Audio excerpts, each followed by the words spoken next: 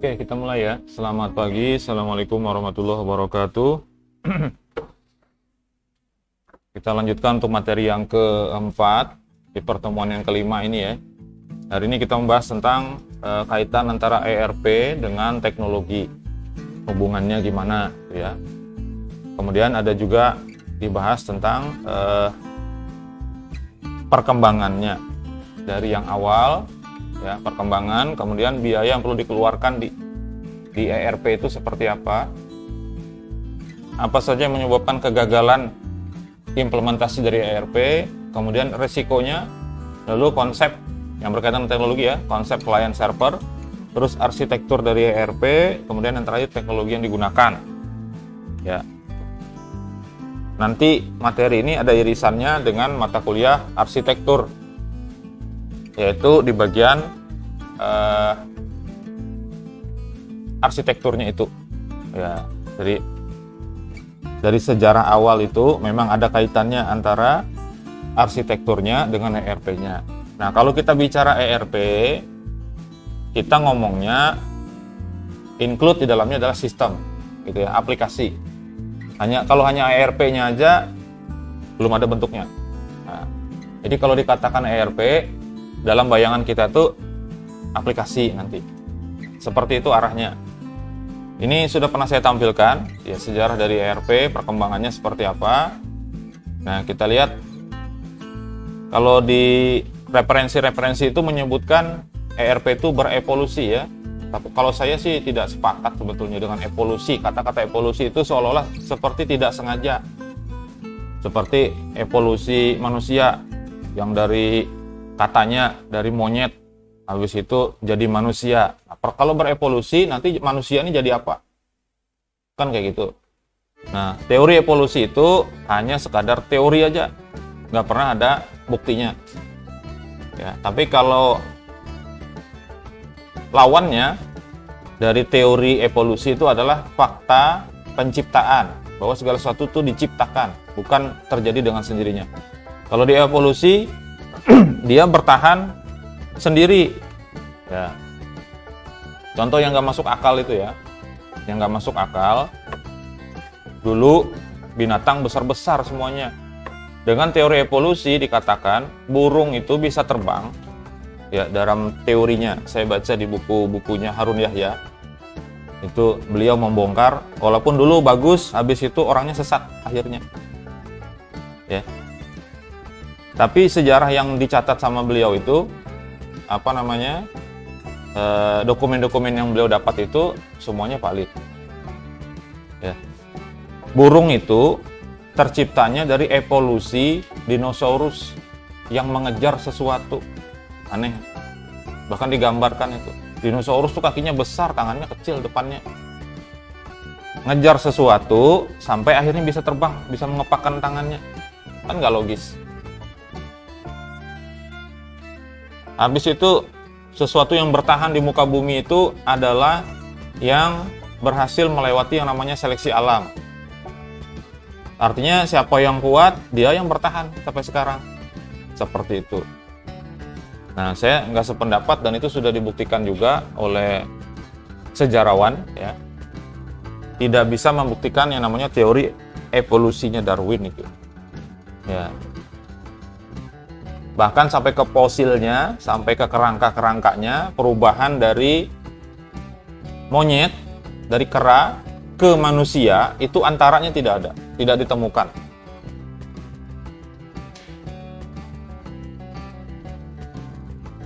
Nah, saya kurang ini ya, tapi ya namanya sejarah ya seperti ini nulisnya ya sudah kita sebut seperti itulah, evolusi dari ERP.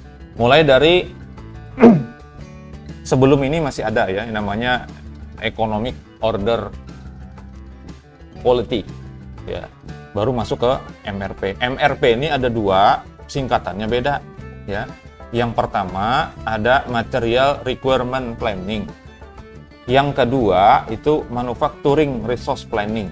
Sama-sama MRP, cuman dikasih dua jadinya di belakang ya, dua Romawi, MRP kayak gitu. Cuman yang di belakang itu manufacturing ya, resource planning. Kemudian meningkat lagi, di situ ada apa namanya? Ada antara ya, antara MRP sampai ke ERP itu. Kemudian lahirlah ERP, lalu ada lagi ERP 2 namanya sama, atau disebut juga ERP Extended ERP gitu ya. Nah ini yang paling luas cakupannya sekarang.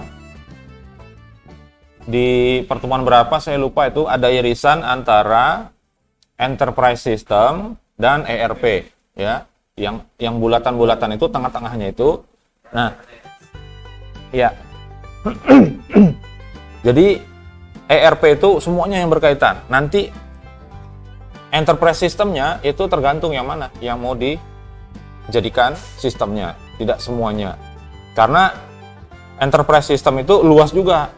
Ya, maka nanti akan ketemu sistemnya nanti yang dipakai yang mana sesuai dengan kebutuhan masing-masing ya. Nah, lanjut ya.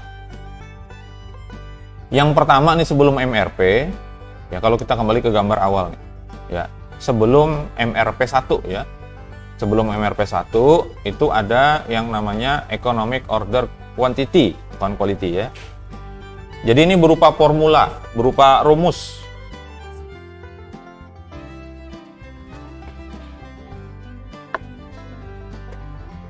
Berupa rumus untuk apa? Untuk mempersiapkan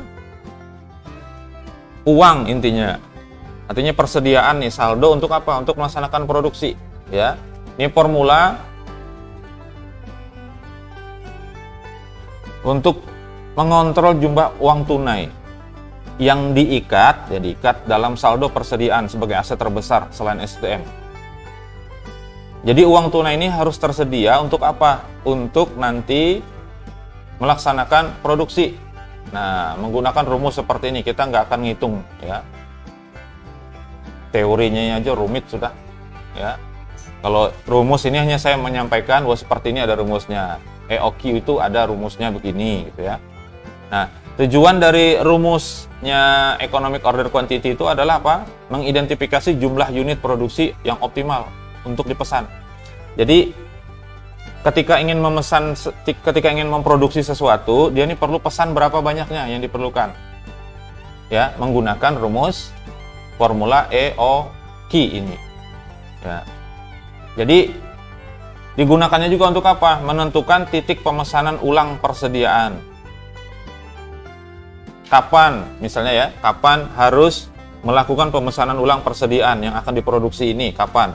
Ya, itu menggunakan rumus EOQ.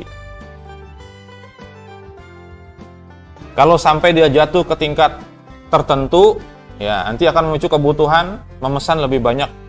Nah, sehingga dapat menghindari kehabisan persediaan. Jadi ada limit bawahnya. Jadi kalau sudah sampai segini, maka sudah saatnya kita pesan lagi. Nah, ibaratnya kayak gitulah bahasa lebih ringkasnya ya. Nah, kalau ada terjadi kekurangan biaya, berarti ada pendapatan yang hilang.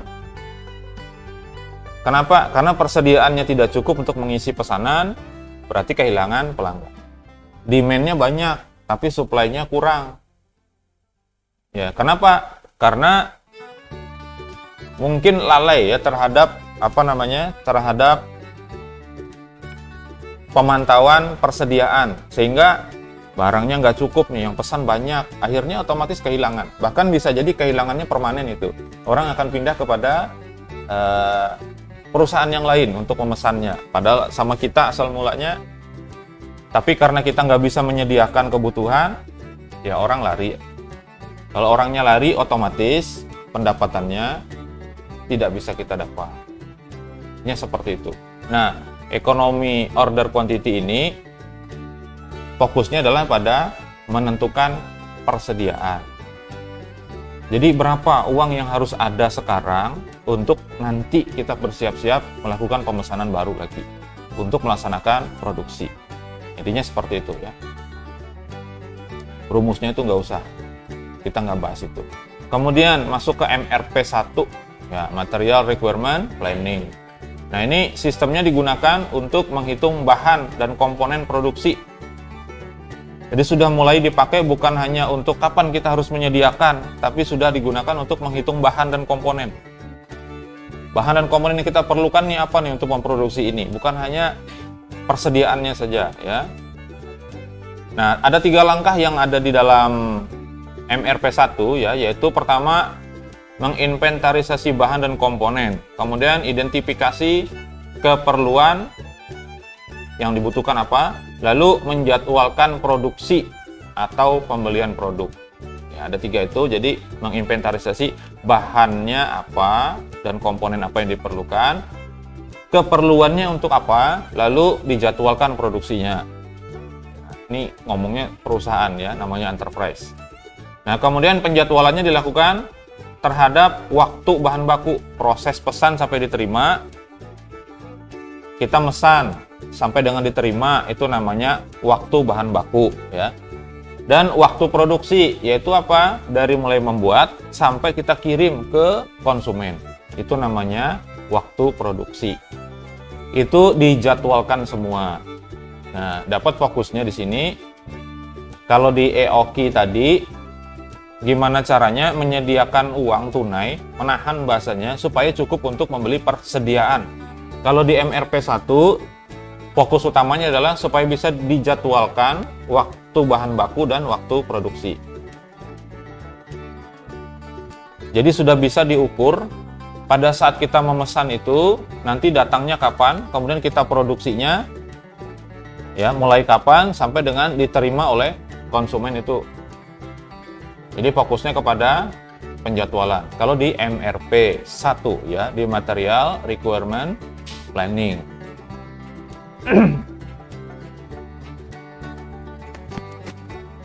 Kemudian MRP2, nah ini Manufacturing Resource Planning.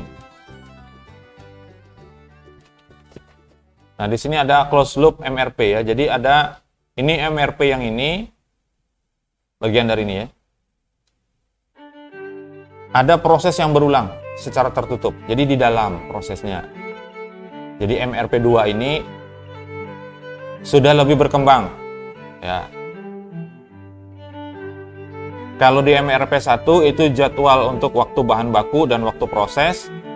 Di MRP2, di Manufacturing Resource Planning, itu sudah pakai sistem berbasis komputer yang bisa membuat jadwal produksi secara real time ya.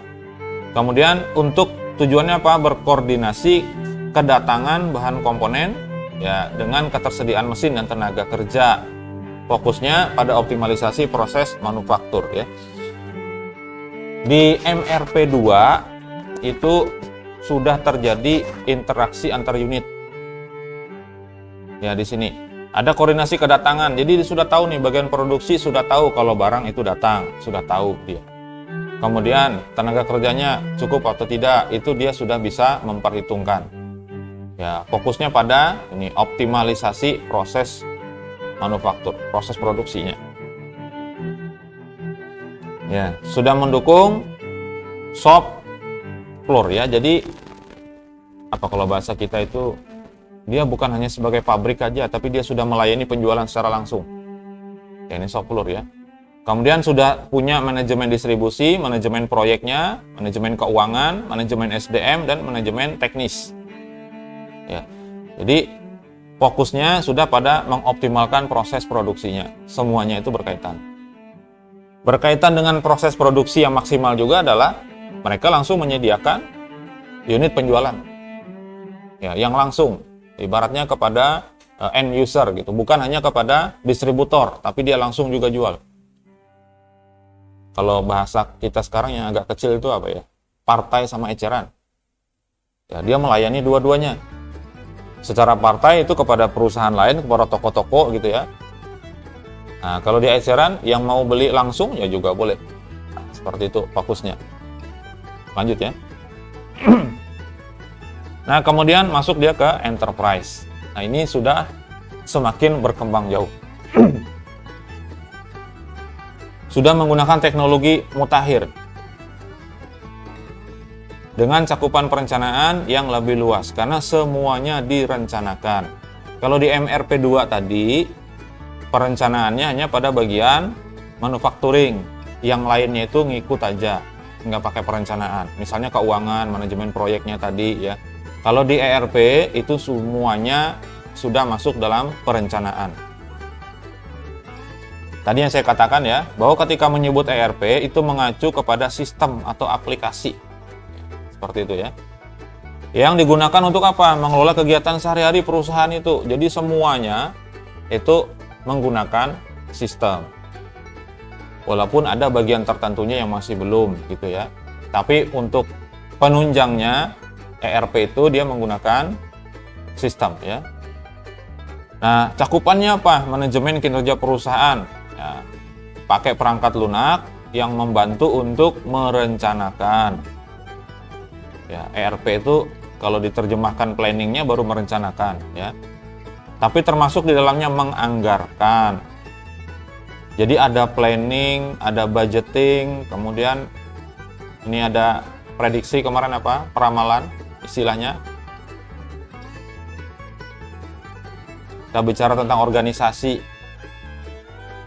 Ya, fungsi manajemen tuh ngapain aja? Ya. Ada planning, ada budgeting, ada yang terakhir itu reporting, laporan, ya. Ada commanding, kasih perintah. Ada motivating, apalagi? Masih ingat? Prediksi, peramalan. Yaitu forecasting dan reporting, melaporkan.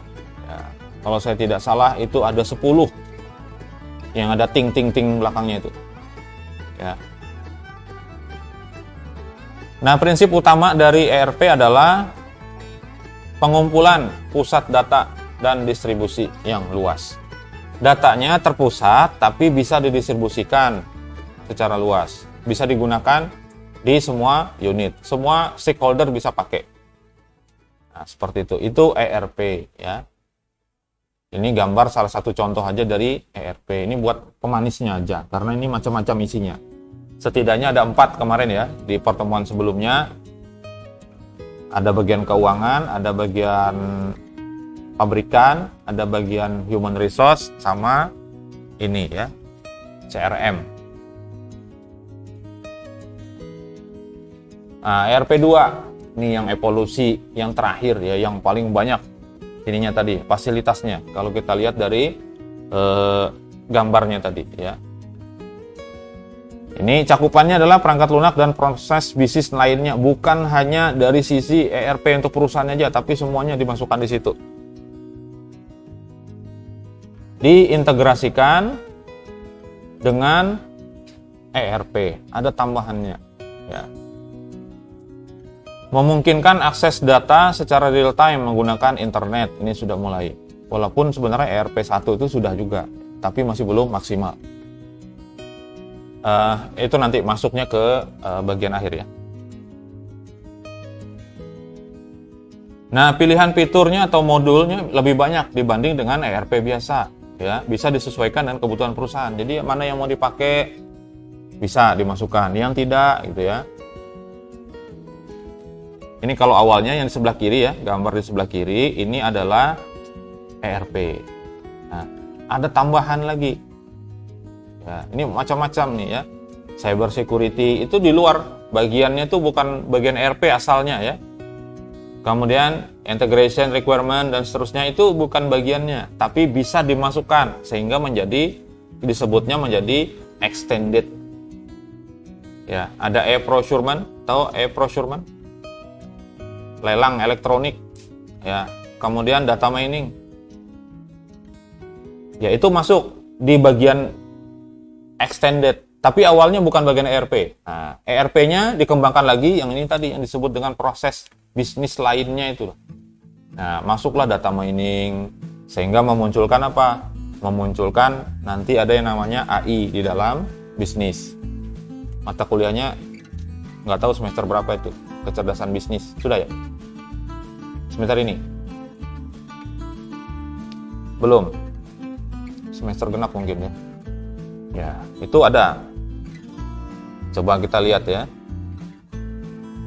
Kalau kita browsing nyari produk di marketplace apapun ya, mereka menyediakan di bagian bawah barang itu setelah detail biasanya ada rekomendasi. Coba aja diperhatikan ya. Kita install baru aplikasi atau kita clear lah ya, ini kita marketplace kita, akun kita tuh di clear semuanya, pencarian di clear semuanya, dihapus gitu ya.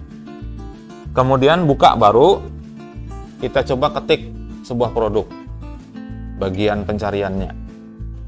Lalu kalau sudah, pilih salah satu produk, kemudian lihat di bagian bawahnya, itu ada rekomendasi. Rekomendasinya itu biasanya berkaitan dengan kata kunci kita yang kita cari di awal, berkaitan juga dengan kata kunci produk yang pernah kita buka sebelumnya. Ya, misalnya saya nyari baterai HP misalnya, baterai. Kemudian kemarin saya membuka iseng-iseng itu ya, sepeda anak roda 4. Ketika saya membuka produk yang lain, itu di rekomendasinya masih disertakan apa, baterai masih ada, kemudian sepeda tadi masih ada, mainan-mainan yang lain juga ada. Itu apa? Nah, itu berangkatnya dari sini, dari data mining. Ya. Dan dia itu mencatat, semua aplikasi marketplace itu mencatat apa yang kita lakukan, apa yang kita ketik itu. Bahkan coba saja ketik sekali, kemudian ketik lagi yang kedua, itu yang tadi kita ketik sudah muncul di situ. Seperti Google. Google itu kita dikasih suggestion ya, dikasih pilihan. Seolah-olah dia itu menawarkan apakah yang Anda maksud kata ini. Ketika kita ketik tuh ada sambungannya lagi, ada sambungannya lagi, ada sambungannya lagi. Nah, itu salah satu bentuk AI ya, kecerdasan buatan. Semua yang kita ketik itu kalau dia belum punya, dia simpan. Sebenarnya kita bisa bikin ini.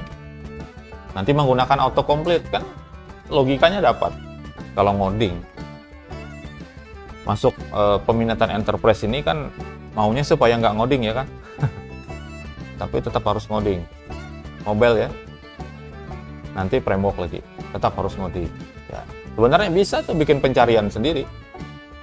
Ya. Kata kunci yang diketik orang, simpan. Kalau belum ada di database, simpan. Nanti ketika ada yang ngetik depannya itu, tampilkan di bawahnya, direkomendasikan. Itu bisa. Nah, itu menggunakan AI. Ya, kita bisa sebutnya data mining. Kalau sudah banyak. Kalau masih sedikit, belum bisa kita sebut data mining. Ya, kemudian bisa dipilih yang mana, misalnya cyber security-nya masuk, oke, yang ini sudah punya ERP yang di sebelah sini, ya, tambahkan cyber security, sudah jadi extend ERP, dan seterusnya ya, banyak lagi, ya, CRM, ada PLM, ada PDM, SCM, ya, kemudian e-commerce termasuk, ya, seperti itu, karena dalamnya juga ada security-nya, ada integrasi. Di marketplace, di e-commerce itu sudah terintegrasi dengan kurir, ya, dia sudah tahu biayanya sekian dan seterusnya. Ya, terlepas dari jujur atau tidaknya penjualnya. Sering kita lihat itu. Ya, beli iPhone. Begitu dibuka ternyata dalamnya skincare ya. Ada yang seperti itu. Makanya kalau beli produk tertentu itu pastikan belinya melalui toko resmi. Misalnya beli HP, beli laptop. Ya, kawan-kawan saya banyak yang beli laptop secara online. Tapi dari toko resmi. Ya, memang official store-nya kayak gitu. Kalau dari toko-toko biasa sudahlah. Karena apa? Saya waktu sidang tesis itu, karena saya berkaitan dengan khiyar, namanya khiyar tuh option kalau bahasa Inggrisnya, pilihan, mau melanjutkan jual beli atau enggak. Saya jadi sebagai pembeli pengen membatalkan jual beli ini, boleh apa enggak dalam Islam, ya itu karena dia ekonomi syariah, kemudian difasilitasi atau tidak oleh marketplace. Nah, waktu itu saya ambil objeknya Bukalapak. Ternyata ada. Sampai barang kita terima pun kita masih bisa kembalikan fasilitasnya. Tapi, kata pembimbing saya, bagaimanapun katanya, yang dirugikan tetap konsumen. Dalam proses yang bersifat online itu. Ya, yang paling minimal itu tadi, ongkos kirim. Saya sudah mengalami ya beli mikrofon dua channel ya. Satu inputnya satu tapi dua ininya mic-nya. Itu nggak berfungsi. Ya, dihidupkan powernya karena ada baterai di dalam itu, ada penguat ya. Tetap nggak bisa. Bahkan anehnya saya gunakan HP saya itu merekam pakai mic-nya HP, padahal sudah dicolok ini. Logiknya kalau itu dicolok ya, mic ini dicolok, headphone itu dicolok, otomatis mic-nya itu, mic internalnya itu mati. Dia di switch, ditukar ke yang headphone. Ternyata tetap saya kirim. Ya. Kalau dari sini ke daerah Tangerang sana kalau nggak salah itu kemarin 28.000 hilang sudah. Katanya sudah selesai diperbaiki, dari kirim. Kita juga yang harus transfer uangnya 41.000 malahan. Ya, begitu saya coba nggak bisa juga. Saya nggak tahu diperbaiki apa enggak.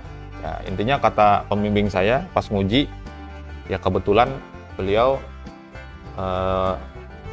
beberapa saat sebelum, bukan beberapa saat ya, mungkin beberapa minggu lah ya, sebelum menguji itu SK guru besarnya keluar, jadi profesor. Jadi yang membimbing saya pada saat itu beliau belum profesor. Pas diuji jadi profesor sudah beliaunya. Sekarang jadi rektor. Nah, kata beliau, dalam jual beli online itu yang dirugikan itu, yang pasti rugi lah ibaratnya, itu adalah konsumen.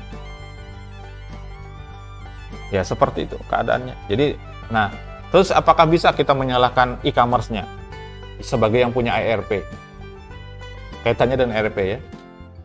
Nah, yang bisa dia usahakan adalah meminimalisir aja. Nah, kalau ternyata ada laporan begini, dia bisa ban itu toko. Hanya masalahnya kalau tokonya di ban, dia bisa bikin baru lagi. Nah, seperti itu. Kalau cyber security-nya harusnya sudah dia menerapkan, contohnya kemarin yang jebol adalah Tokopedia kan. Ada karyawan kita itu yang kena juga rekeningnya, nggak ada pembelian, tiba-tiba hilang uangnya. Ya, padahal sudah pakai extended ERP. Ya, tapi yang namanya celah itu pasti selalu ada.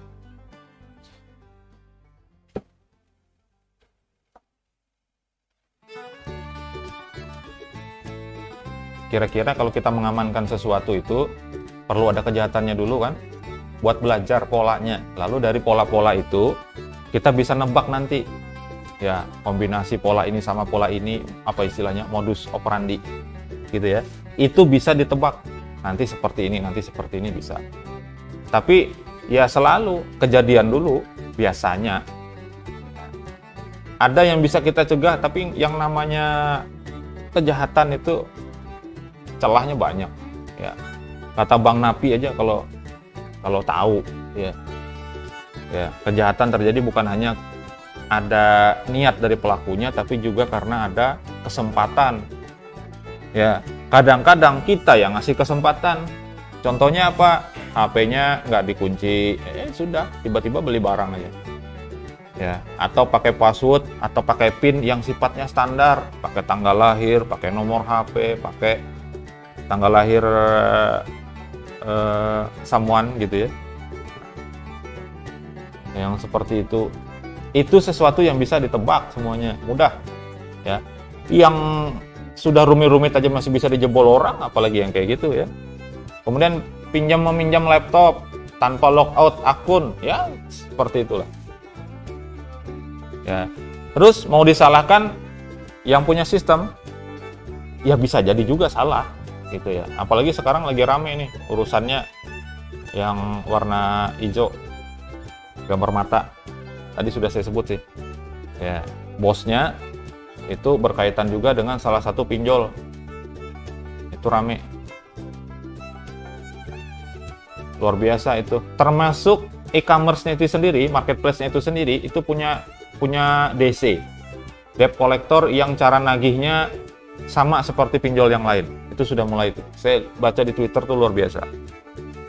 Ya, cuman kita nggak bahas itu. Saya bahas pinjolnya nanti di kampus sebelah. Karena di ekonomi bisnis digital, saya udah ngajar di situ. Saya masukkan satu pertemuan khusus masalah pinjol.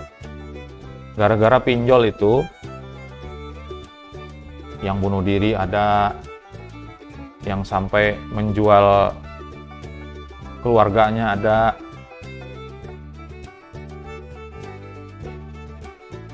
Luar biasa.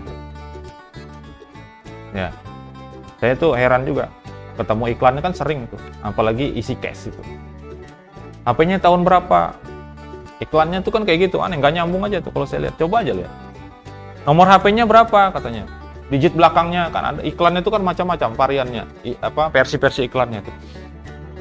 HP-nya sudah dipakai berapa tahun? Sekian tahun katanya. Wah, Anda bisa dapat pinjaman sekian jumlahnya. Habis itu yang lebih baru lagi, nggak lebih besar daripada yang ada itu. Aneh. Ya namanya marketing. Ya, cuman bahaya ini. Ya, pertama pinjol yang bikin bahaya negara, masyarakatnya terutama. Yang kedua adalah judi online. Ya. Tapi dari semua itu yang jadi pemicu itu adalah narkoba. Narkoba ini kalau sudah dia kecanduan, apa aja dilakukan. Ya, mamanya dijualnya kayak apa. Ya, pernah dulu ada yang diiklankan di marketplace itu. Aneh juga orang dijual. Ya, narkoba itu yang paling berbahaya. Narkoba sama dengan minuman keras. Ya, keras. Gara-gara itu menyebabkan kejahatan lain. Ya itu pasti. Ya, itu dari dulu ternyata sudah disinyalir luar biasa. Belum ada teknologinya pada saat itu yang mampu menjangkau itu. Ternyata ya seperti itu.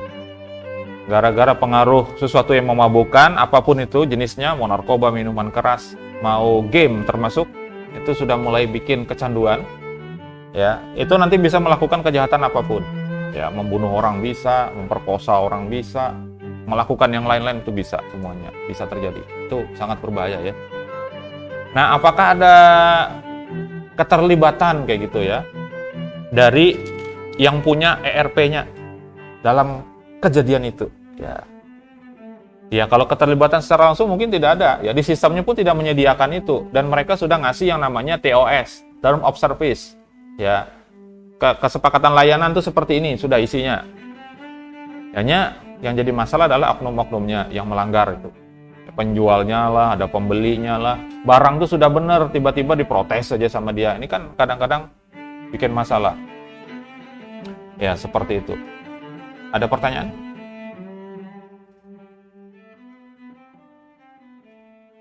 Nggak ada, lanjut ya. Biar cepat ya kan. Nah, kita masuk ke biaya nih, biaya ERP. Jadi laporan ERP tahun 2019 yaitu menunjukkan rata-rata anggaran proyek ERP itu $7.200. Kalau dikali 10.000 aja berapa? 70 jutaan. Ya. Dikali 10.000 70 jutaan. Kalau 15 berarti 100,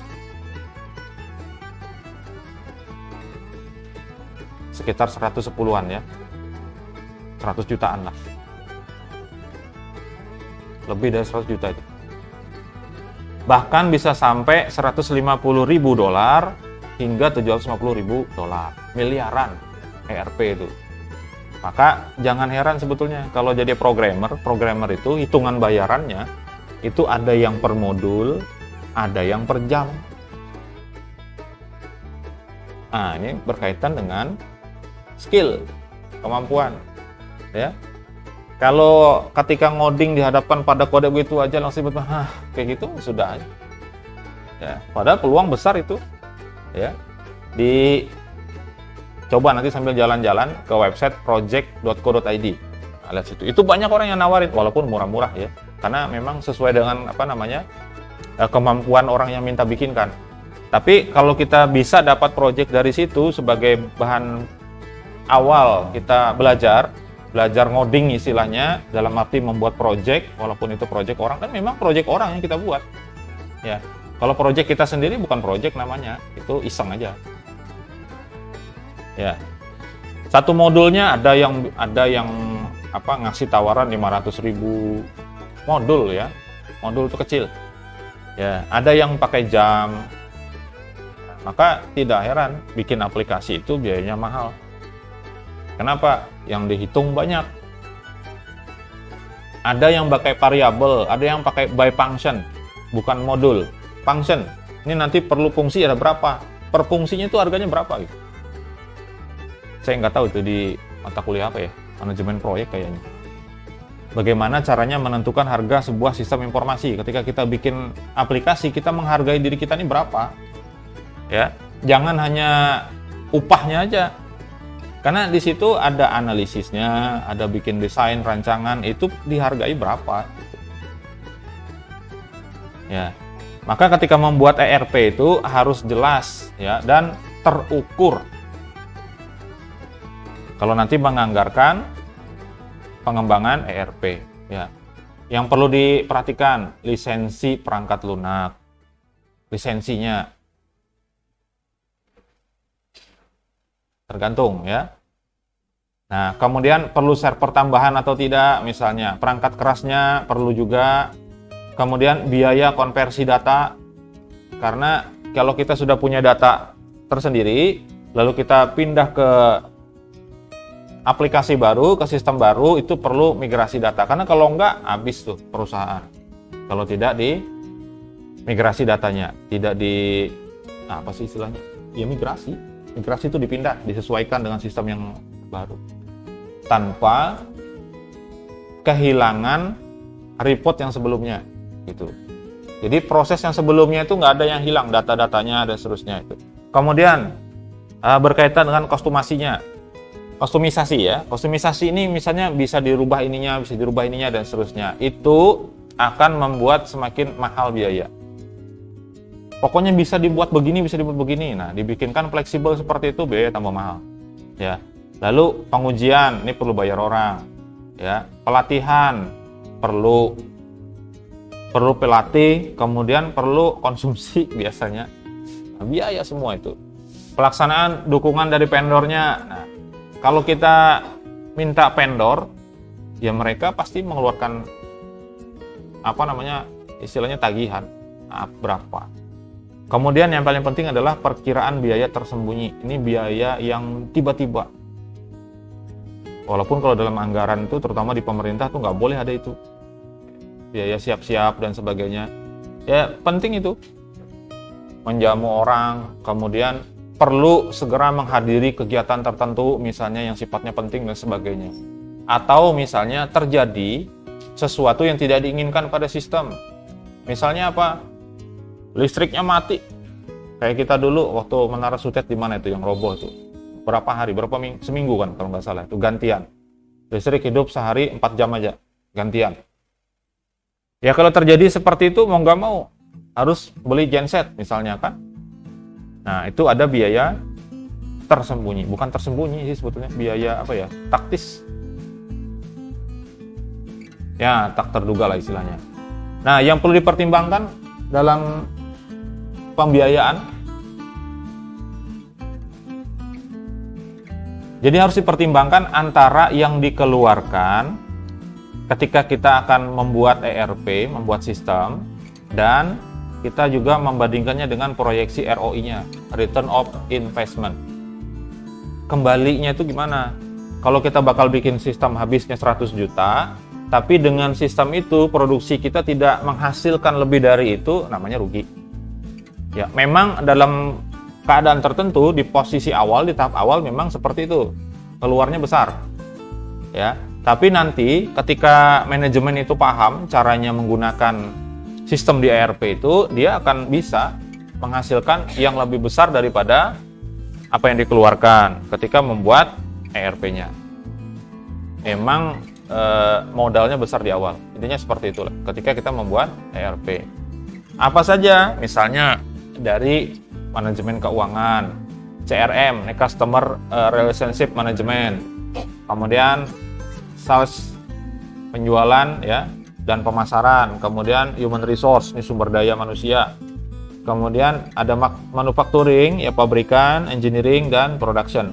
Lalu ada SCM, supply chain management, ya, rantai pasok istilahnya. Manajemen rantai pasok. Kemudian inventory, ini pergudangan, bagian gudang, lalu purchasing, bagian pembelian bahan baku dan seterusnya, purchasing. Itu semuanya perlu dipertimbangkan. Nah, semua ini ketika dibuat menjadi sebuah ERP, nanti kalau jadi sistemnya jadi, kira-kira bisa menghasilkan lebih besar nggak? Ya. Logikanya, kalau dulu pakai cara manual, misalnya cara ngitungnya ya, ini berkaitan dengan masalah. Kalau dulu pakai cara manual, pakai kertas, laporannya semuanya by kertas, absensi pakai sidik jari dan sebagainya, berarti perlu belikan mesin untuk absensi gitu ya. Terus yang lain-lain banyak. Nah, setelah dengan sistem, kertasnya sudah nggak pakai lagi. Kemudian kalau dulu mengerjakannya itu lebih lama waktunya. Nah, dengan sistem ternyata waktu yang digunakan untuk mengerjakan produksi atau pekerjaan lain di perusahaan itu bisa lebih cepat, lebih singkat waktunya. Nah, itu perlu dipertimbangkan. Kalau waktunya lebih singkat, ya saya pernah contohkan, kalau perlu mengerjakannya itu manual itu adalah 10 menit, dengan sistem ternyata bisa dilakukan 5 menit. Kalau sehari kerjanya cuma 2 jam, perhatikan ya, sehari kerja 2 jam, itu kalau cara manual, satu barang itu dikerjakan dalam waktu 10 menit, berarti dalam 2 jam dapat barang berapa?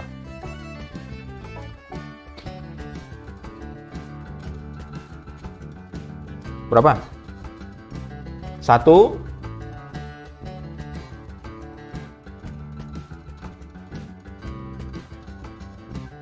10 menit itu satu barang dia bisa kerjakan manual nih ya, kada pakai sistem. Pegawainya 2 jam aja dapat barang satu lusin ya kan.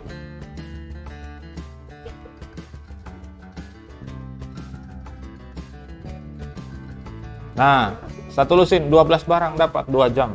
Ketika pakai sistem, ternyata bisa dikerjakan satu barang itu hanya 5 menit. Kalau kerjanya tetap 2 jam, dapat barang 2 lusin, 24. Nah, artinya apa? Di situ ada efektivitas satu, efisiensi juga ada, efisiensi waktu. Dengan itu akhirnya kinerjanya, performance-nya, kalau kita bicara analisis pakai pieces, secara performance, ya, dia lebih meningkat. Kenapa? Karena tanpa sistem dapat 12 saja, dengan sistem bisa dapat 24. Itu kinerjanya bagus. Dalam waktu 2 jam, dapatnya lebih banyak, 2 kali lipat. Nah, nanti dari sisi kalau pieces, dari sisi ekonomi gimana? Dari sisi efisiensi gimana? Ya tinggal diatur kata-katanya aja sebetulnya. Ya. Itu yang saya ceritakan, judul yang kemarin rame oleh yang mempermasalahkan cuma satu dosennya. Kenapa judulnya tentang pieces saja katanya? Itu bagian kecil dari TA selama ini. Dijawab dosen yang lain. Yang selama ini itu salah. Sudah selesai. Karena mahasiswanya nanya saya judulnya. Nah, saya kasih referensinya. Cari di Google Scholar. Ya, ini buat gambaran ya. Nanti di bagian akhir saya tampilkan judul-judul di bidang enterprise. Apa saja. Tapi enterprise bukan hanya ERP, banyak lagi ya. Ada SCM, ada CRM, ada apa lagi? Saya nggak hafal nama-nama ininya. Yang mata kuliah peminatannya. Rantai pasok ada, rantai manajemen rantai persediaan kalau nggak salah. Business intelligence itu ada mata kuliahnya. Itu ada artikelnya, artinya penelitiannya ada, bisa diangkat nanti menggunakan itu. Saya selama ini baru ketemu satu judul yang berkaitan langsung dengan peminatan enterprise, yaitu menggunakan framework TOGAP. Ini belajarnya kalau TOGAP itu di mata kuliah arsitektur. Ya, ada SOA, bukan SOAK, SOA. Ada SAP, ada Zahman, dan seterusnya. Nah, itu ada semua. Ada satu aja baru saya lihat yang memunculkan kata-kata TOGAP-nya.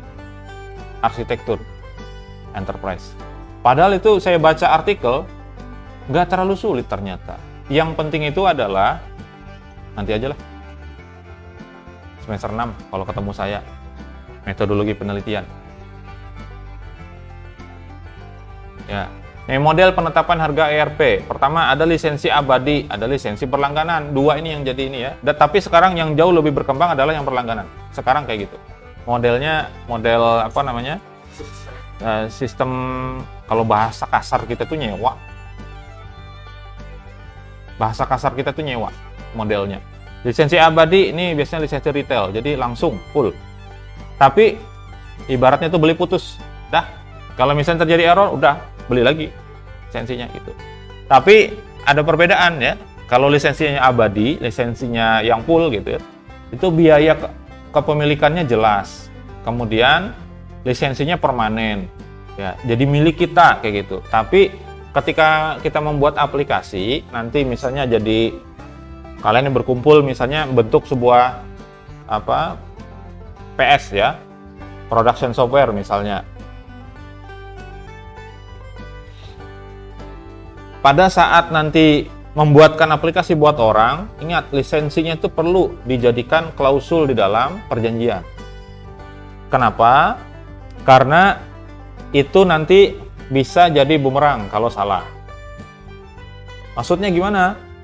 Pada saat kita menyerahkan aplikasi yang sudah jadi, harus disertai dengan pernyataan apakah source code-nya itu jadi bagian dari ya hak source code-nya, kodenya itu apakah menjadi bagian dari si klien atau tidak, atau punya kita. Nah, itu perlu dituliskan di perjanjiannya. Biaya awalnya cukup besar nih ya untuk infrastrukturnya.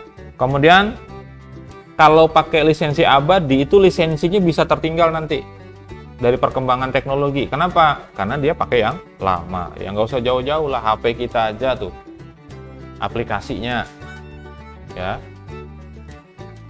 Kalau HP-nya nggak di-upgrade, nggak diganti mereknya atau nggak diganti tipenya, itu aplikasi tertentu nggak bisa jalan lagi. Gambarannya tuh ya seperti itu. Nah, kalau ada pengembangan baru, perlu lisensi baru lagi. Artinya, oh saya mau yang itu versinya, ya udah beli lagi lisensinya buat yang ada. Beda dengan yang berlangganan, ya. Tapi nanti ketika dibandingkan, yang berlangganan ini lebih mahal sebetulnya. Kenapa? Karena Office 365 aja, ya, itu per tahun. Nah, ini beda-beda sih ya, tergantung jumlah usernya. Nah, ada yang 700.000 per tahun pakainya, ya, pakai 5 lisensi misalnya.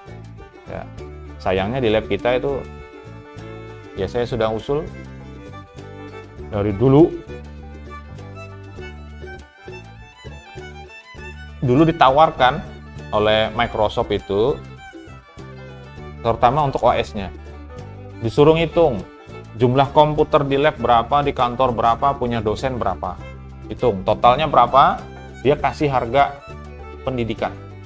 Dulu kalau nggak salah hitungannya itu 60 juta, totalnya sekitar 200 unit.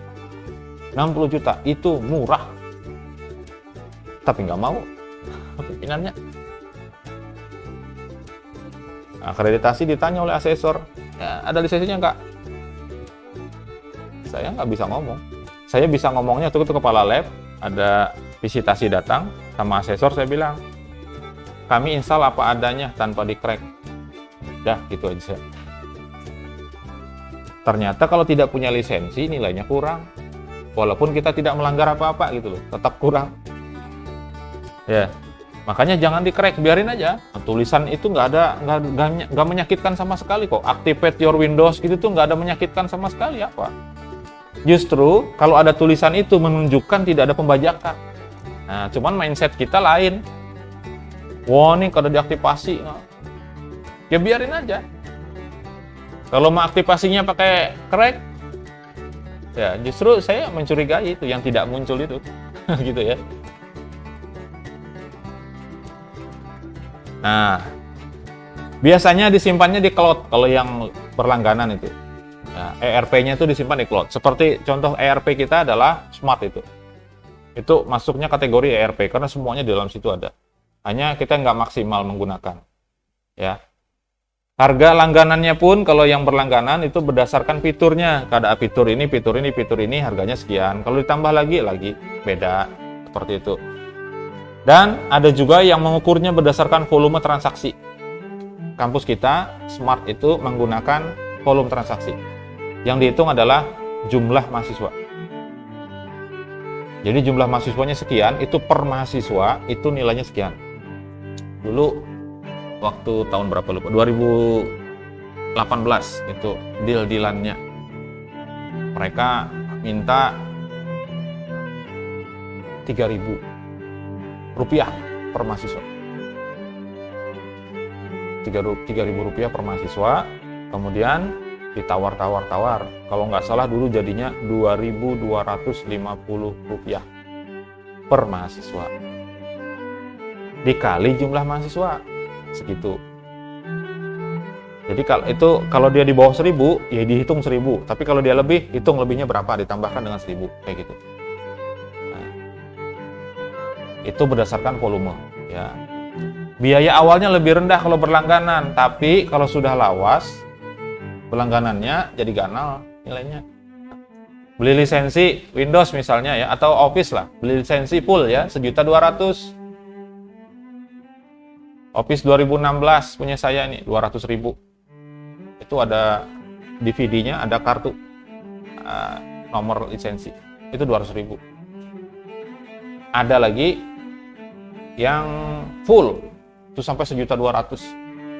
Nah, kalau beli full 1.200.000 dibandingkan dengan yang berlangganan yang 1 tahun 700, 2 tahun aja sudah 1,4. Berarti lebih besar sudah. Ya. Sedangkan lisensi yang lifetime tadi itu hanya 1.200.000 bisa dipakai sampai hari kiamat. Itu bedanya ya. Jadi kalau berlangganan, kalau dihitung nanti secara keseluruhan selama kita menggunakan itu biayanya lebih mahal. Tapi kembali kepada ROI, Return of Investment tadi, kalau bisa nutup aja nggak masalah. Lebih baik berlangganan daripada beli. Gitu. Kenapa? Karena kalau berlangganan teknologinya terbaru terus, karena akan dikembangkan terus sama yang punya. Gitu. Contohnya di sebelah, mereka nggak pakai lagi mobil dinas plat merah, nggak pakai lagi di sebelah kampus sebelah. Mobilnya sewa, sama semuanya mobilnya. Kasih label semuanya, label kampusnya. Enak itu. Ya enak, pemerintah, uangnya dari pemerintah. Cuman prosesnya nggak lagi pengadaan mobil. Kenapa? Lebih mudah. Kalau pengadaan mobil nih harus dirawat, nanti setiap tahun ada biaya penyusutan, ya. Barang ini nanti sampai dengan terakhir itu dihapus. Kapan ngapusnya? Bisa 20 tahun. Ya, kalau rusak biaya, ya kan, walaupun biayanya bukan biaya pribadi, kecuali kalau kesalahan pribadi ya, yang make misalnya. Kalau berlangganan, ada macet-macet sedikit ini, yang bukan karena kesalahan pengguna ya, kembalikan aja. Gitu. Perusahaan juga gitu kan. Nah, ada perusahaan itu yang beli ekskavator, beli misalnya, enggak, nyewa aja. Ya, itu yang ngerjain jalan segala tuh, aspal segala tuh mereka nggak punya. Mobil stumnya, mobil yang lain-lain nggak punya dia, sewa aja. Tapi ROI-nya lebih besar ternyata gitu. Apalagi yang ngurusi sama-sama rekanannya juga, nah sudah lebih banyak itu yang dibagi-bagi. Biaya langganan tuh bisa berubah sewaktu-waktu ya, tergantung yang punya. Ya, ini berlaku juga untuk bisnis secara nyata ya, nyewain tanah untuk menara BTS. Ya. Setahun, 2 tahun, setahunnya 10 juta, tahun berikutnya masih 10 juta, 5 tahun berikutnya setelah 5 tahun 15 juta katanya. Kalau nggak mau bongkar, ya orang mau nggak mau bayarin. 3 tahun habis itu naikin lagi jadi 20 juta setahun, orang tetap bayar. Nah, seperti itu. Kalau kita sudah tergantung ke sana, selesai. Makanya smart itu, saya katakan, kita tidak punya kemandirian kalau kayak gitu. Ya, data kita di tempat orang. Saya pernah minta supaya saya bisa akses ke database-nya, nggak dikasih. Waktu saya masih kepala lab dulu. Nggak dikasih. Ya. Kalau kita tiba-tiba berhenti atau sistemnya aja lah, macet, dah, nah, data kita nggak ada. Nilai kalian itu semua di sana. Tiba-tiba jadi A semua. Alhamdulillah ya kan. Ada pertanyaan.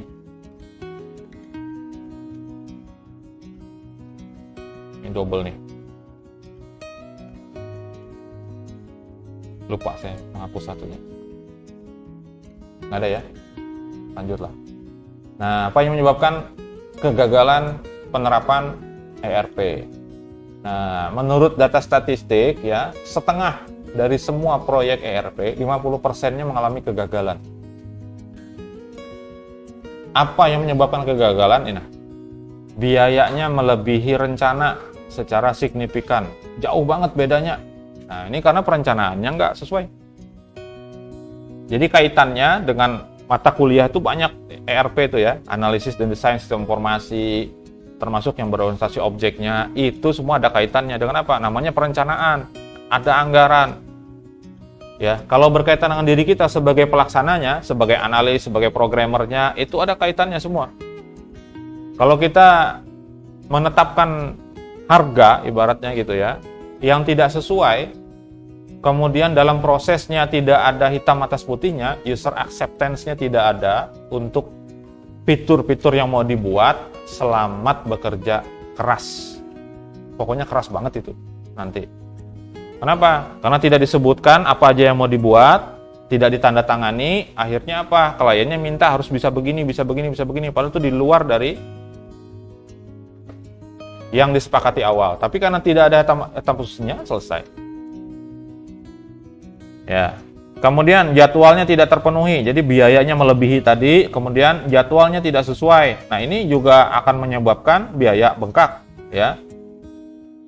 Perbaikan tidak memenuhi harapan, sama kalau misalnya pengembangan ya, ternyata pengembangan ini nggak ada efeknya gitu. Contohnya yang nyata di dunia nyata di pemerintah itu adalah kereta cepat. Tidak sesuai dengan janji. Janjinya tidak pakai APBN, sekarang APBN yang dijaminkan. Oh, bahaya. Negara sudah dijual, bahasanya kayak gitu. Kasarnya ya.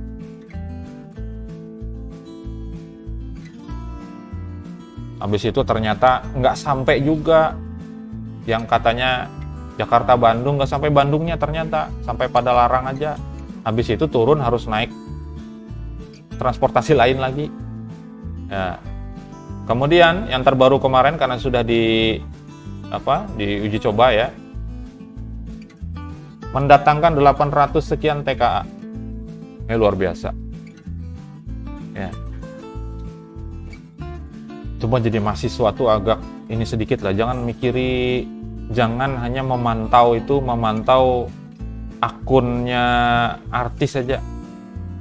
Coba keadaan negara dilihat gitu ya. Gimana? Bikin tol di mana-mana, tapi bayar juga, sama aja. Orangnya mati-matian mendukung itu, kalau lewat situ tetap bayar dia. Ya, apalagi yang mendukung. Kalau yang nggak mendukung ini sabar aja, memang seperti itu sudah gitu ibaratnya. Ya, tapi yang mendukung pembangunan itu lewat situ tetap bayar. Nah, ini sudah berapa tol yang dijual ke swasta?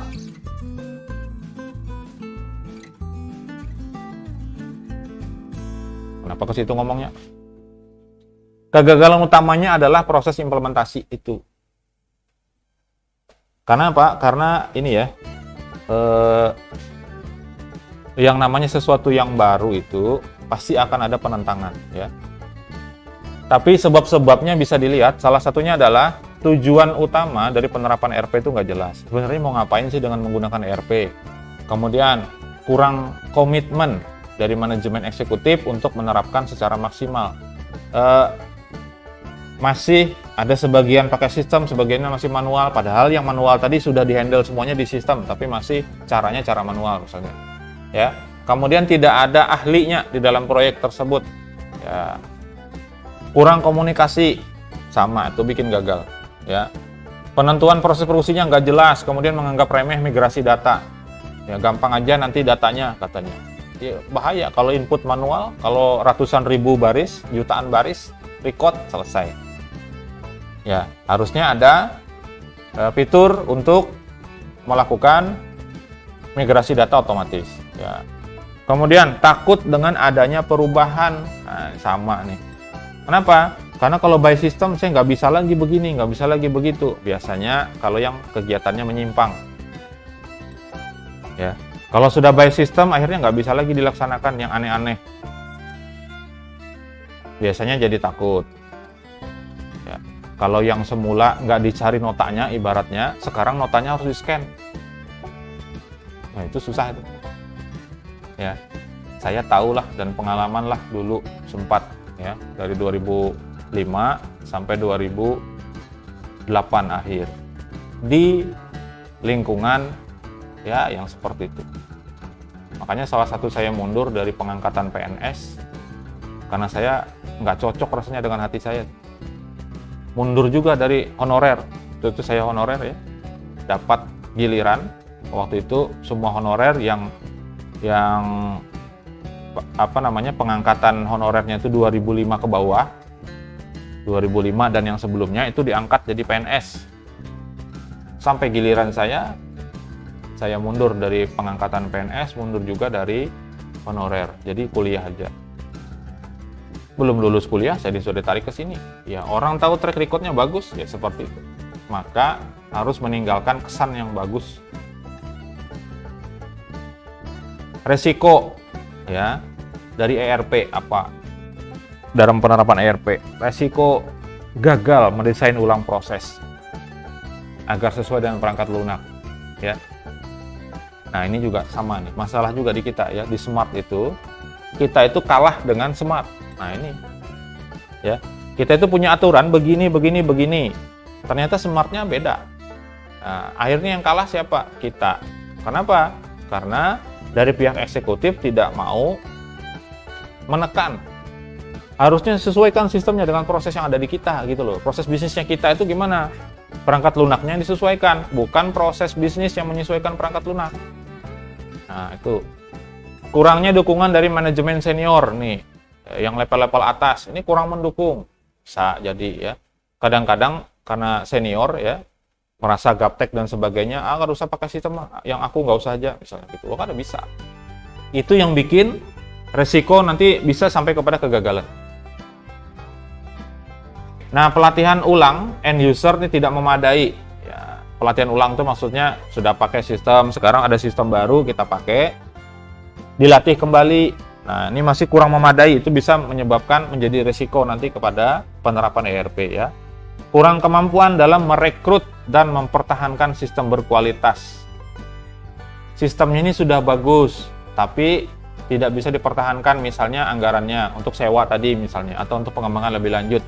Termasuk di dalamnya adalah merekrut dan mempertahankan developer. Di kampus kita nggak ada ini.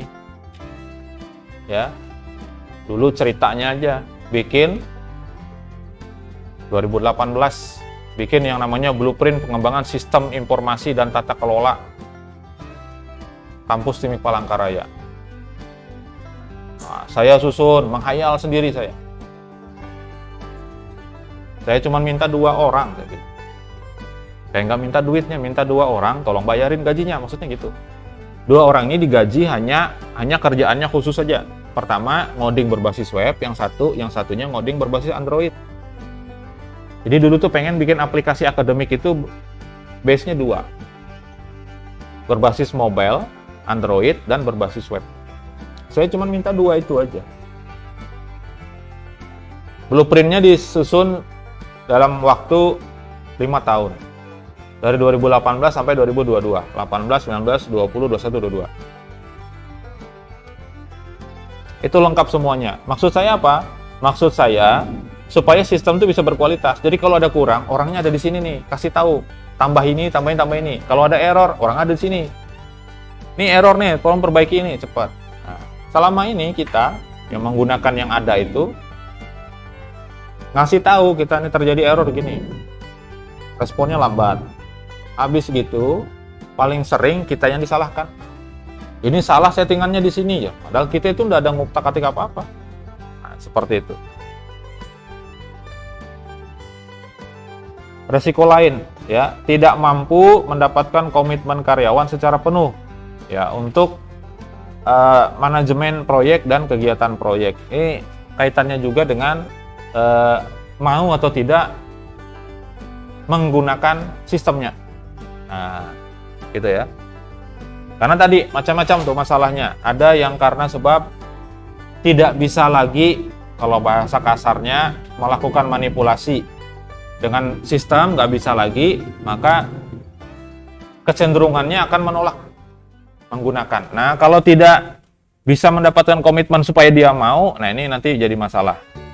Ya, kurang integrasi, ya, manajemen perubahannya tidak terkelola. Jadi kalau ada perubahan pembaruan, ya itu harusnya ada catatannya. Nah, kalau di aplikasi aja biasanya ada namanya changelog, ya, catatan perubahan, ya. Biasanya ada versi ini, apa yang ditambahin, versi ini ada lagi yang ditambahin dan seterusnya. Kemudian buruknya perencanaan teknologi, ya ini karena ngasal aja. Ya harusnya kita bisa pakai speed yang lebih tinggi misalnya, tapi karena ya begitulah. Ya kadang-kadang tuh dicocok-cocokkan sama budget. Ya buruknya manajemen proyek sama, ketika memanage proyeknya nggak bagus. Ya terkesan asal-asalan dan sebagainya. Ada pertanyaan nggak?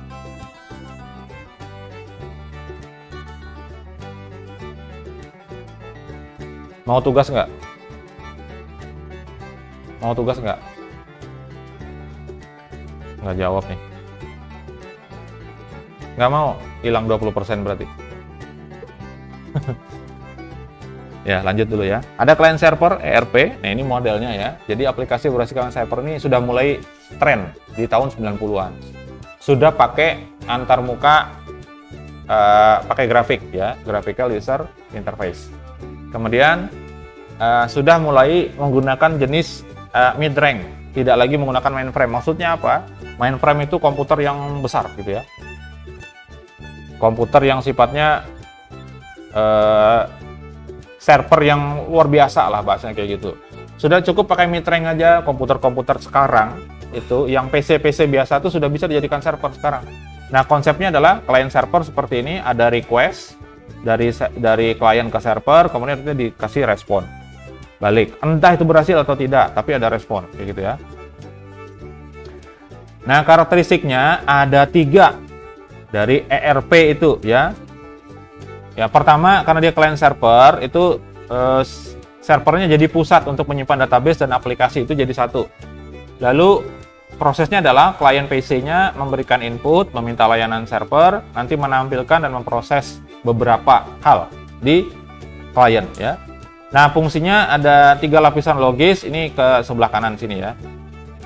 Nah, database dan aplikasi atau aplikasi bisa di-host pada server tunggal atau bisa juga di multi server. Jadi bisa dipisah tuh. Kalau di kita ya, secara fisik kita punya server cuma satu, komputernya, PC-nya. Yaitu dual processor. Saya lupa itu kalau nggak salah Intel Xeon. Ya. Nah, secara fisik servernya cuma satu, tapi secara virtual itu multi server karena menggunakan Linux ya. Nanti sambil belajar ada namanya Linuxnya itu namanya Proxmox. Jadi itu sebuah server yang bisa dibuat server lagi di dalamnya. Ibaratnya kayak gini. Pernah pakai ini nggak? VirtualBox. Pernah belajar pakai VirtualBox? VirtualBox itu tempat nginstal, ya. Bisa diinstal Windows di situ, Linux bisa di situ. Linuxnya berapa banyak juga bisa diinstal. Nah sama seperti itu, pakai server bisa. Ya jadi tapi dia nggak berjalan di Windows-nya, langsung di Linux. Linux-nya itu sebagai virtual box-nya langsung. Namanya Proxmox, itu gratis. Ya, itu bisa diinstal di situ Proxmox-nya, kemudian install OS di dalamnya. Nah, kita punya itu semuanya Linux. Ada yang Debian, ada yang Ubuntu, ada yang ini, macam-macam. Untuk cloud beda sendiri, untuk aplikasi beda sendiri, untuk ada sistem yang dari pemerintah itu, dari Kemendikbud itu ditaruh di situ sendiri juga, perpustakaan juga sendiri. Tapi perpustakaannya perpustakaan yang menggunakan Senayan, aplikasi Slim, bukan yang di Smart itu. Ya, itu mesinnya secara fisik hanya satu, harddisknya juga satu, tapi sistemnya banyak di dalam. Jadi ada server kayak gitu. Ya, nah lapisannya itu di ERP itu untuk client server itu ada 3. Yang pertama lapisan presentasi, layernya ya. Lapisan presentasi, kemudian ada lapisan aplikasi, ada lapisan database. 3 itu ya layernya. Nah, seperti apa dia? Seperti ini. Ada arsitekturnya itu ya, ada namanya one tier arsitektur. One tier itu satu kesatuan aja ini. Jadi ini 2 gambar ya, bukan jadi satu, ini 2 gambar. Jadi dalam sini itu ada ketiga-tiganya lapisan tadi. Lapisan presentasi, lapisan tampilan kepada pengguna itu di situ jadi satu. Kemudian database di situ dan aplikasinya di situ.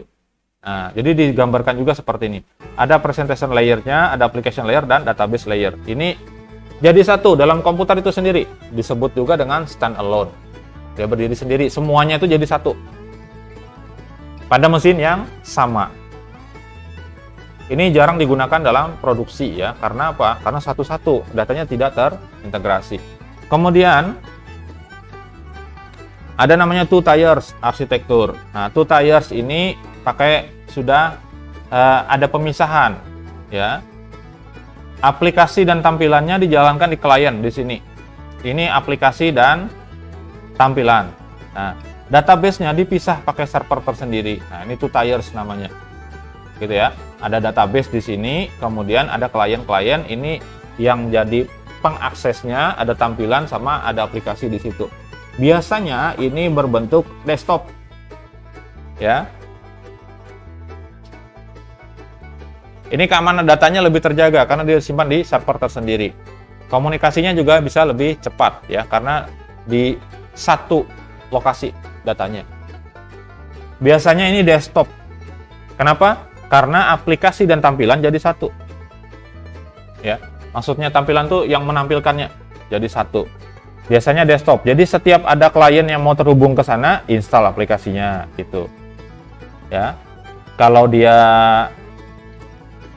tidak diinstal, tidak akan bisa mengakses database. Nah, itu konsep dari two tiers. Kemudian ada three tiers arsitektur. Nah, ini sudah beda.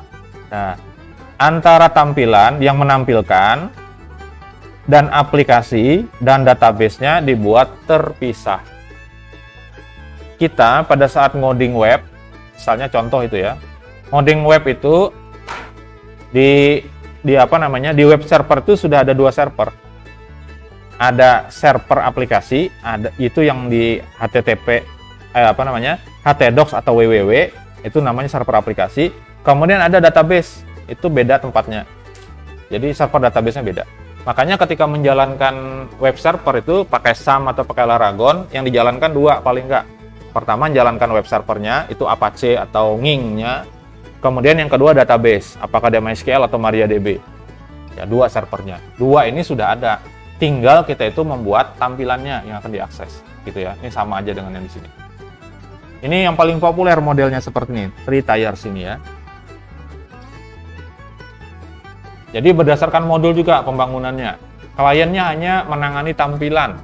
Jadi kita minta dikasih. Tampilannya ya begitu. Dari mana tampilannya? Dari aplikasi. Aplikasinya punya layer sendiri. Ya. Kemudian database-nya diletakkan pada server yang berbeda. Ya. Terus yang umum digunakan adalah teknologi ini, model seperti ini yang paling umum digunakan adalah berbasis web. Karena apa? Karena kita nggak perlu nginstal di klien. Nah, itu. Kalau aplikasi berbasis Android, harus menginstal aplikasi berbasis Android-nya. APK. Ya, atau apa kalau di ini? Kalau di iPhone apa? iOS. Namanya apa? Nggak bisa ya, nggak ada. Nggak ada yang dikasih APK-APK-an tuh. Pokoknya langsung download dari store-nya dia. Ya. Kalau pakai web mobile, bisa. Web juga namanya. Nah, keuntungannya itu ya. Jadi bikin aplikasi, tampilannya sudah ada di situ. Yang klien ini hanya minta aja. Oke, itu 3 tiers. Jadi sudah dipisah jadi 3 tingkatan ibaratnya. Ada level database, ada level aplikasi, sama level presentation. Nah, ada yang disebut dengan N-tiers arsitektur. Kalau N-tiers ini disebut juga dengan aplikasi terdistribusi. Jadi ada beberapa server. Misalnya kayak gini ya, digambarkan seperti ini. Ini ada server database, ini aplikasi. Kemudian ada lagi, ada database, ada web service, ada application servernya, sama ya. Yang di sini tidak ada web service-nya, yang di sini ada. Tapi ini sebenarnya punya perusahaan yang sama. Contohnya apa? Google, terus apa lagi? Facebook, ya. Dia punya sistem yang terdistribusi. Nah, itu sudah kategorinya masuk N-tiers. Ya, mirip dengan arsitektur 3 tiers, tapi banyak gitu.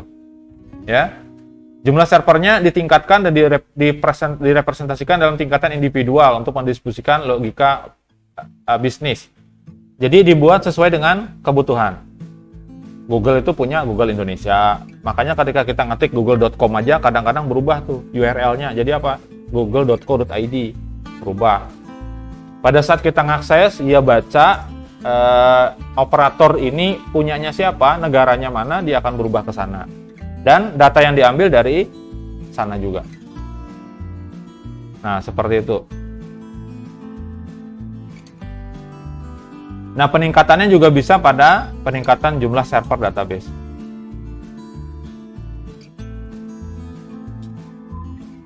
Ini kurang lebih gambarannya seperti ini ya. Ini kalau dari Microsoft Azure seperti ini. Ini sudah multi tiers. Ya, lebih kurang gambarnya seperti itu. Ada pertanyaan?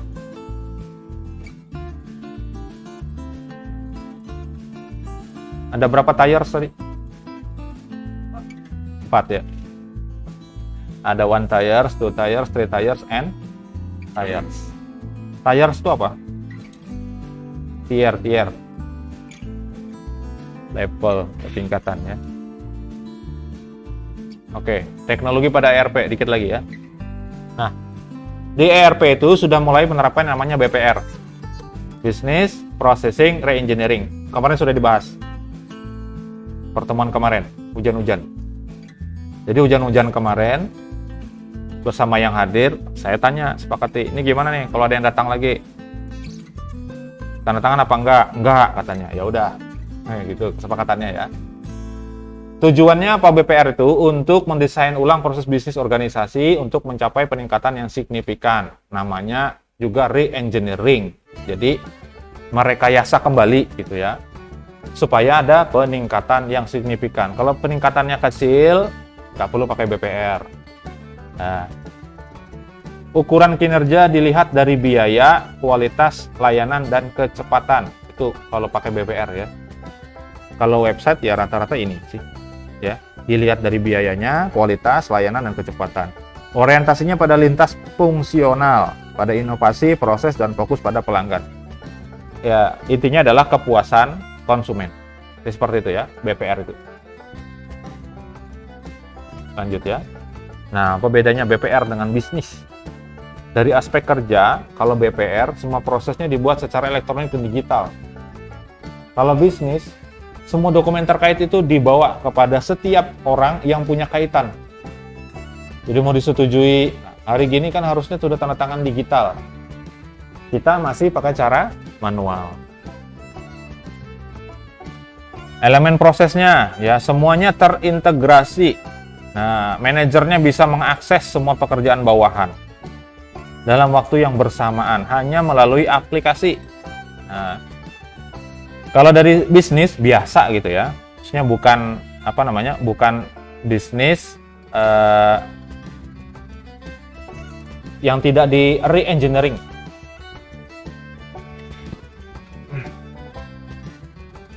Semua pekerjaan dan hasilnya itu terpisah, ya, sulit dimonitor dan aksesnya secara langsung. Tidak bisa secara langsung bersamaan semuanya karena terpisah-pisah tadi, ya. Kemudian otomatisasi aktivitas, ini sesuai dengan jenisnya, ada yang tidak bisa diotomatisasi ya. Aktivitasnya dilakukan oleh mesin atau komputer dengan waktu yang lebih pendek. Nah, kalau dia bisnis biasa ya, ini dilakukan oleh banyak orang dengan waktu yang cukup panjang. Contohnya seperti ini ya. Ini contoh penerapan BPR. Tadi BPR apa? Business Processing Re-engineering. Ini ya. Ada perusahaan Ford motor, mobil. Sebelum pakai BPR, ya, departemen pembeliannya Ford itu mengirim pesanan untuk bahan baku sekaligus mengirim salinan pesanan ke departemen hutang, ya. Kemudian vendor mengirimkan bahan baku dan mengirim faktur ke departemen hutang. Departemen bertanggung jawab menerima bahan dan faktur, kemudian melakukan pembayaran kepada vendor. Gambarnya seperti ini. Perlu 500 orang karyawan menangani semua proses administrasi. Jadi pada saat ini ya, pemesanan ya, ke vendor itu dia ngirim pemesanan ya ke vendor. Kemudian dia juga mengirimkan secara manual itu kepada bagian keuangan bahwa ini loh yang mau dibayar nanti gitu ya. Kemudian setelah itu ya, dari vendor itu menyerahkan barang, diterima di bagian gudang.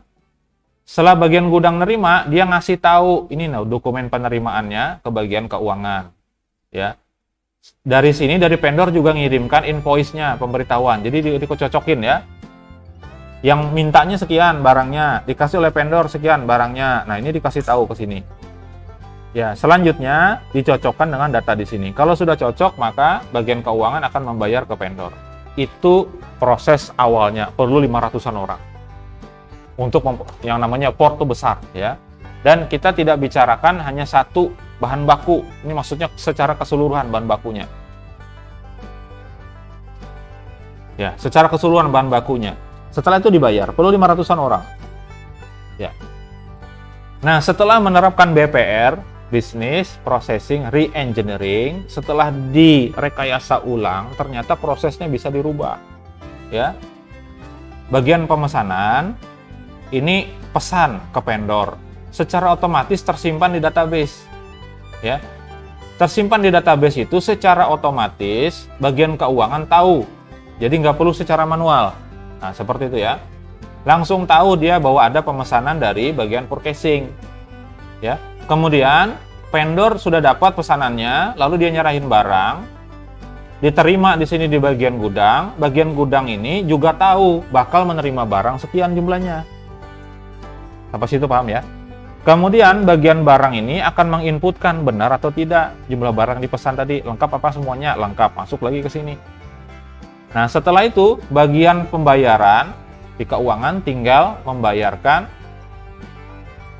nilai hutang tadi. Nah, dengan BPR itu Ford Motor bisa mengurangi sampai 75% karyawan untuk urusan administrasi. Ingat, kita tidak bicara hanya satu bahan baku. Karena bahan bakunya banyak. Ya. Ada yang vendor khusus bagian bautnya aja, ada yang bagian kaca, ada yang bagian bannya saja, ada yang bagian olinya, dan seterusnya. Totalnya 500-an. Bisa dikurangi 75%, berarti berapa? Sisanya. 75%, 25% dari 500 itu berapa jadinya sisanya? 125. Karena 25% dari 100 itu adalah 25. Berarti hanya perlu ibaratnya, hanya perlu 125 orang untuk menangani ini semua.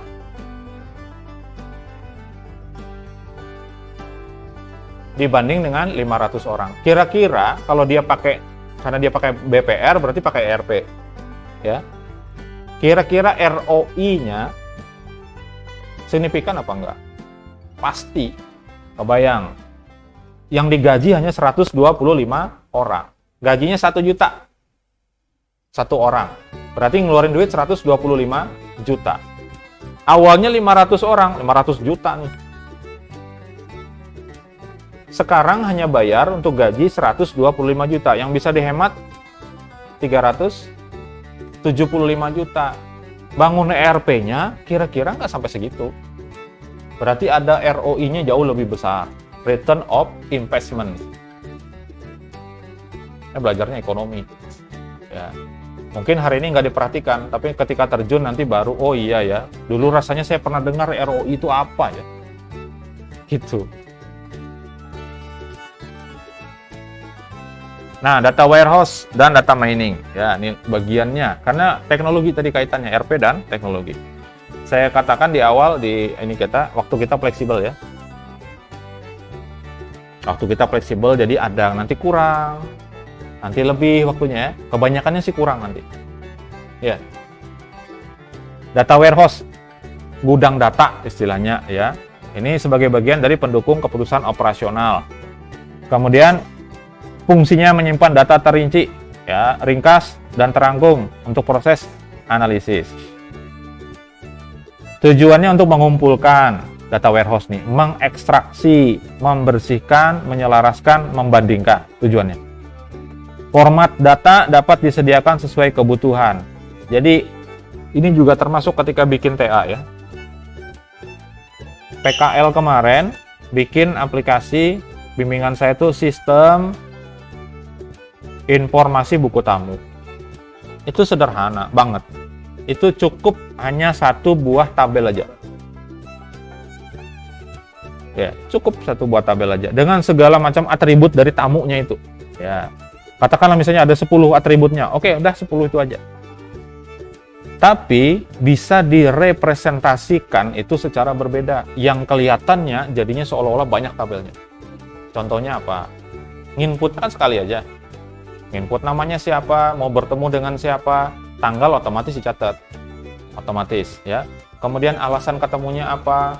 Kalau di kejaksaan itu KTP dikeluarin, diinput, nomor HP diminta, kayak saya kemarin jemput PKL itu, bukan jemput, ngantar sama monitoring 2 kali itu. Duduk di kursi ini, difoto orangnya. Ya. Satu database cukup itu. Satu tabel cukup. Tapi bisa direpresentasikan dengan cara yang berbeda-beda. Misalnya, menampilkan data tamu yang laki-laki dan perempuan. Dipisah. Ya, kan mainnya query aja. Maka jangan anti itu dengan ngoding. Ini gampang banget. Bisa jadi skripsi TA, bisa. Tergantung cara menulis. Ya.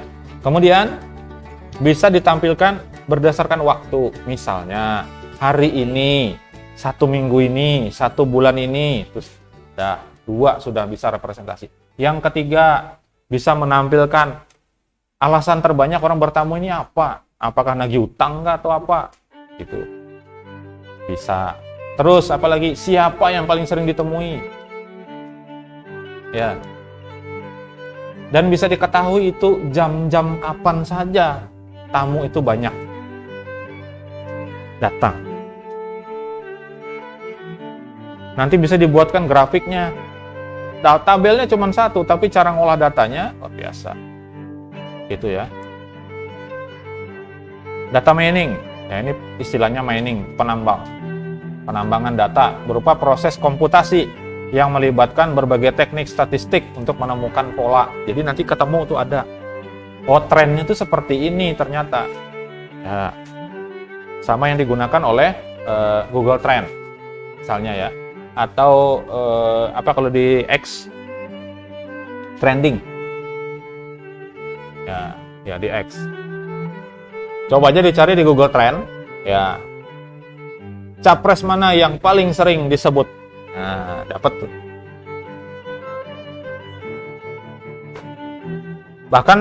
Bahkan ya eh, kebanyakannya memang TA, tesis, disertasi itu mengangkatnya dari data mining. Tapi ada yang jarang digunakan orang, yaitu text mining. Nah, saya di X itu karena sudah lama ya, walaupun yang ikut saya nggak ada, cuman saya ngikut orang, lihat-lihat seperti itu. Ada penelitian yang bagus, penelitian berkaitan dengan acaranya di UGM kemarin, Mata Najwa. Itu bagaimana 3 pasangan calon sebelum, sedang, dan setelah acara. Nah, itu namanya text mining. Karena dia menggunakan apa? Menggunakan kata-kata kunci, itu aja yang dipakai. Saya lupa namanya siapa itu, ada saya save ya. Kalau di penelitian namanya bibliometrik. Kalau penelitian ya. Modelnya data mining. Kalau ini text mining, berdasarkan teksnya. Yang menggunakan kata-kata kasar berapa banyak seperti itu. Ya. Nah, itu bisa ya digunakan sebagai penelitian, bisa. Misalnya nih menggunakan analisis text mining, kata kunci apa? Sistem informasi. Perbincangan tentang sistem informasi di atau enterprise system misalnya di mana? Di X misalnya. Bisa dijadikan itu. Ya. Nah, data mining ini digunakan untuk membuat prediksi dengan bantuan AI. Tadi yang contohnya rekomendasi barang dan seterusnya ya. Kemudian dikolaborasikan dengan ERP, dengan data warehouse, data mining dapat menghasilkan pengembangan berbagai fungsi bisnis.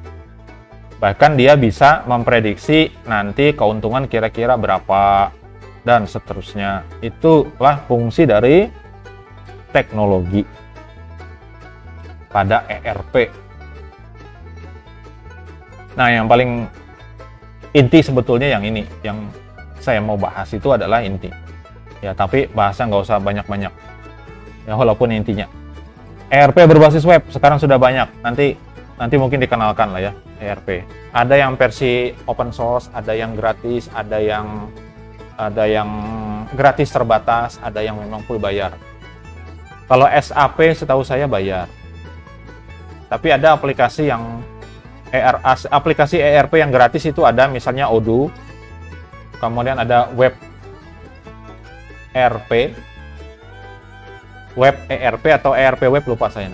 Itu online, itu gratis. Ya, bagaimana kita mengelola sebuah enterprise dengan sebuah aplikasi. Ya, aplikasi dengan teknologi desktop nih yang one tires, two tires. Ya, itu lebih rumit dalam proses apa? Installnya, karena semua klien yang mau mengakses diinstal. Ya. Kemudian ngatur jaringannya agak susah, pemeliharaannya dan pembaruan jadi rumit, ya. Dengan teknologi jaringan, URL dan web menjadi pilihan. Nah, ini yang paling tepat untuk menjalankan aplikasi ERP. Sementara itu yang paling tepat adalah menggunakan web. Ya. Aplikasinya yang berbasis web bisa diperluas, tidak hanya untuk front end, tetapi mencakup juga hak akses ke back end-nya ya. Misalnya untuk apa? Untuk si pekerjanya, untuk vendor, dan untuk supplier.